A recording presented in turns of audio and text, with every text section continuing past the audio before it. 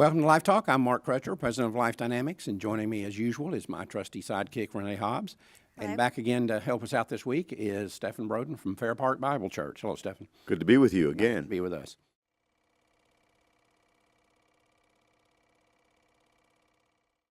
Now, let's talk a little bit about some things going on that are kind of semi-related to the church. The front runner to be Hillary Clinton's vice president is a guy named Tim Kaine. And from Virginia, a Democrat, of course.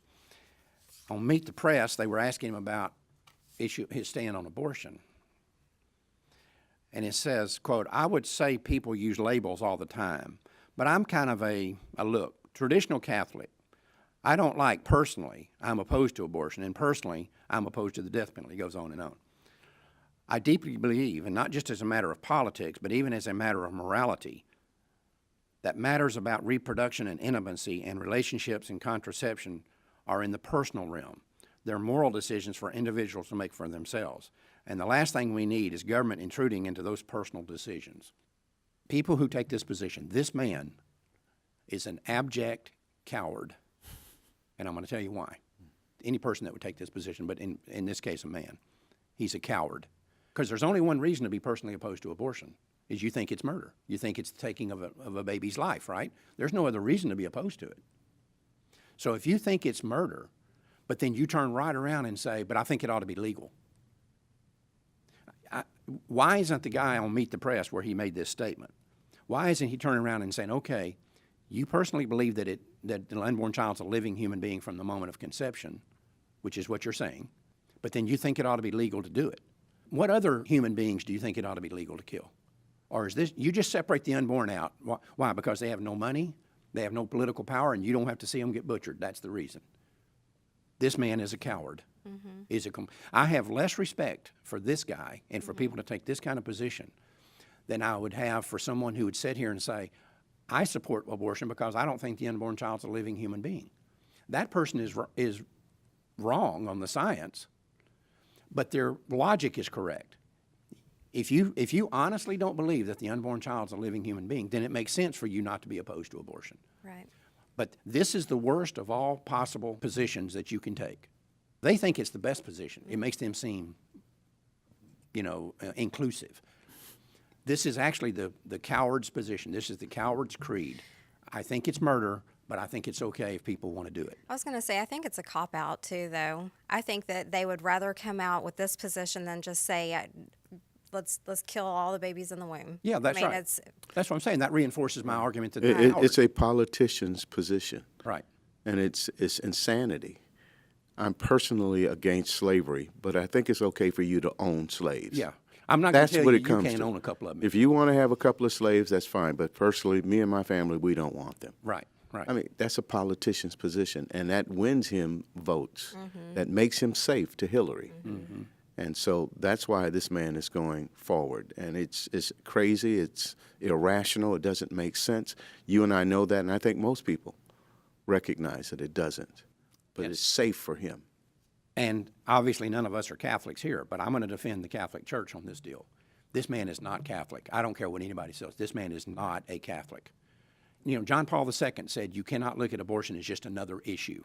This is the core issue right here. Mm-hmm. And you cannot sit here and say, I'm a good Catholic, and a central tenet of the Catholic Church is the protection of innocent human life from the moment of conception to the moment of natural death. You can't then reject that and then call yourself, as he says, a good Catholic. I'm a traditional Catholic. Mm-hmm. There's nothing traditional and there's nothing Catholic about this guy. This is definitely a John Kerry and Pelosi move. Right, exactly. It's exactly what it is. And it's like, I said the same thing about Bill Clinton. He's not a Baptist. As a Southern Baptist, I can tell you Bill Clinton is not a Baptist. Al Gore is not one. This guy's not one. You can call yourself, it's the old joke about you can change your name to Cadillac and sleep in the garage, but that doesn't make you a car. And that's the same thing right here. That's the same thing with this guy. Yeah, well said. Speaking of that, an evangelical Christian leader named Deborah Fikes, who is the executive advisor to the World Evangelical Alliance, with churches in 129 countries, whose mission is to spread the gospel and the Christian message.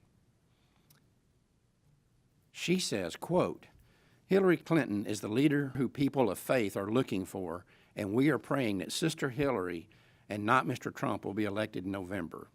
Mr. Trump's proposals are just unchristian, they're un-American, and at odds with the values our country holds dearest. This woman's a heretic. You can't describe her in any other way. That's what this woman is. It's okay to say you don't believe in Trump. You don't think he's a Christian, and there's a legitimate argument can be made there that you don't believe he's true to the Christian faith. But that doesn't mean that the other argument is that Hillary Clinton is. Hillary Clinton is the most godless person that will ever sit in the White House if she gets elected, maybe with the possible exception of Barack Obama. This lady is what the Bible calls, or what Jesus taught to his disciples. See to it that no one misleads you, Right. that many false prophets will arise. This woman is not a Christian. No. She's a lying false prophet. Yes. Right. And she's misleading the congregation of the body of Christ. And Jesus says, not many who say, Lord, Lord, will enter into the kingdom of God. This is a living, breathing example of one who will not enter in. Right, exactly. Well, and what's sad is that, she needs to be fired, first off, but they go to 129 nations, and this woman is leading these people. Yeah, and she's basically representing the United States. And so what these people are saying is, well, that must be the American view, and that's the most Christian nation on earth, right? Well, first off, it isn't the most Christian. I would argue we're in a post-Christian America. Right. But but that's not the image that people have around the country. No. And this is heresy. And the problem with all heresy is it leads other people astray. Yes. You know, I had a friend who died not too long ago, but he had started out to be a Catholic priest and went to the seminary. And he told me one time, he said that one of his first professors was this old kind of raw-boned Jesuit professor. And he said the first day that we went to one of his classes, he said he walks in and we're all kind of intimidated by him. He says, he's a real big, gnarly-looking guy. And he said, when the class got quiet, he says, the first thing I want you men to understand is that if you think you're in this room to become a Catholic priest so you get brownie points with God, you're fooling yourself. The hottest place in hell is reserved for the men in this room. He said, because when you go out and fail, you don't just send yourself to hell, you take a whole lot of people with you. And that's the position this woman has put herself in. That's what happens here when you have false doctrine and you have heretical teachings. That's what happens is then that person takes not only themselves to hell, they drag a lot of people with them. And they stand in the way of people getting saved. Exactly, exactly. They don't just stand in the way, they prevent it. Sure. Because these people are believing false doctrine. Sure. Well, that's what I meant.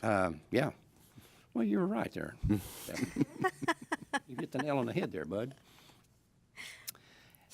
The next story I want to cover here, this one's in England, but this is typical of pro-abortion mindset, which, as y'all know, I have always said, being pro-choice is a mental illness. There is something wrong with someone. Either they're stupid and they don't know that the unborn child's a living human being, or they do know that and they still support their killing, which means they are mentally defective. Well, it's hard to deny that these days with social media and ultrasounds and everything else, but anyways. And if you don't believe it, go to peopleofchoice.com and see the kind of people that we're going up against. Have you been to that website yet? No, I haven't. Well, you need to go. We put that out there for pro-lifers, not for the pro-aborts. Go to peopleofchoice.com and see the examples of the kind of people that we're going up against. Now, you're the one who has to approve all the posts on peopleofchoice.com. Right. Do you think there's anything that these people won't stoop to? I mean, now you know. They're pretty nasty. They're pretty raunchy, the things that they say and do. And It's absolutely unbelievable. I mean, even most pro-lifers have no clue what these people are up to. it's evil. Anyway, we don't cover a lot of stuff that happens outside the country, but this woman in England is typical of your pro-choice mindset. Her name is Anne Furedi, F-U-R-E-D-I. She's the CEO of British Pregnancy Advisory Services, which would make you think it's like a counseling service. In reality, they do 1 in 3 of all the abortions in England and Wales, and they receive about $40 million in tax dollars every year. She says, in a book she's just written, that getting an abortion should be as easy as getting condoms. She said abortion is a safe, effective means of birth control and should not be restricted in any way. The woman's at least honest. This is what we've been saying, and the pro-aborts say, no, abortion's not birth control. This is for the extreme, rare situation. That's what we've been told for the last 40-something years, right?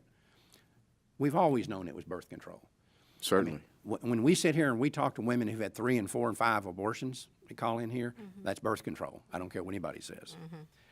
She went on to say, quote, abortion may be an act of killing, but it kills a being that has no sense of life or death and no awareness of itself as distinct from others, unquote.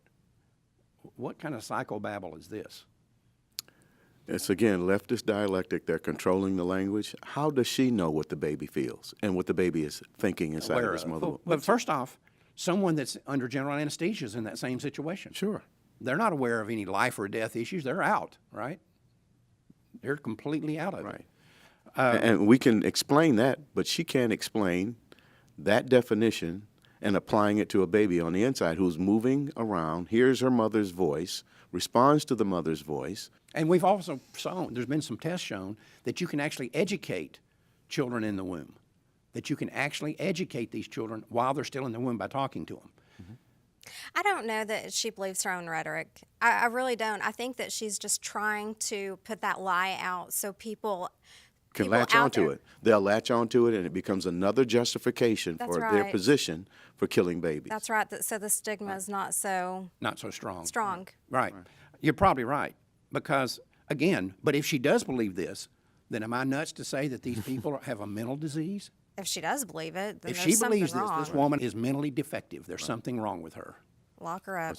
Whether she believes it or not, she's mentally wrong for putting it out there. Well, here's the deal. She's either evil Right.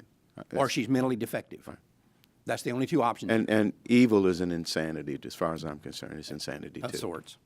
And this whole idea about it being birth control, that has been used in the black community, abortion, as birth control for a long time. That's why we're leading the nation in abortions right now. Well, unfortunately, that's all the time we have for this week. Good show, guys. Thanks for joining us you. again. You bet. Stephan, we appreciate your being here, and we'll look forward to seeing you next week, I guess. Thank you. Thank you. Until next time, remember, Life Dynamics is not here to put up a good fight. We're here to win, because winning is how the killing stops. We'll see you next week.